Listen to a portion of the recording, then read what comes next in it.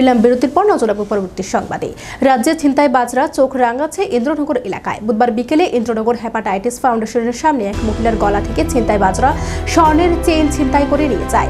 পুলিশি নিরাপত্তা ব্যবস্থাকে এক প্রকার বুড়ো আঙুল দেখিয়ে ছিনতাইবাজরা চোখ রাঙাচ্ছে প্রকাশ্য দিবালোকে। মহিলার বক্তব্য, ছিনতাইবাজ স্কুটি থামিয়ে ফুল হেলমেট পরে কমলাকান্ত পাড়ার গলিতে ফিল্মি কায়দায় মহিলার উপর হামলা চালায়। এই হামলাটি হঠাৎই সংঘটিত হওয়ায় মহিলাটি হতভম্ব হয়ে পড়ে, যার ফলে ওই বাইকের নাম্বারটি নজরে আনতে ব্যর্থ হয়। মহিলার স্বামী পরবর্তীতে থানার দ্বারস্থ হয় এবং সাংবাদিকদের মুখোমুখি হয়ে সমস্ত ঘটনা তুলে ধরে।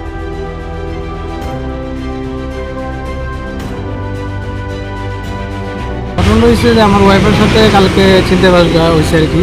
তো কালকে ছিনতাই করার মানে এই রোডে যেতে হচ্ছে বিকাল টাইমে 5:30 পৌনে নাগাদ।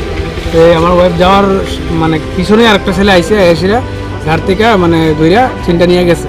তো চিনটা নিয়ে যাওয়ার পর হেয়ার চিৎকার করছে, কিন্তু ওই মুহূর্তে আর ধরা গেছে না। সেম ঘটনাটি আবার এই কয়েকটা জায়গার মধ্যে হয়েছে। এর মধ্যে আমরা থানাতে গেছি, থানাতে রিপোর্ট করার সময় আরও একজন পার্টি আমরা পাইছি, তার সাথে সেম ঘটনা হয়েছে। কোন জায়গা দিছে এটা সম্ভবত চানমারি হয়েছে।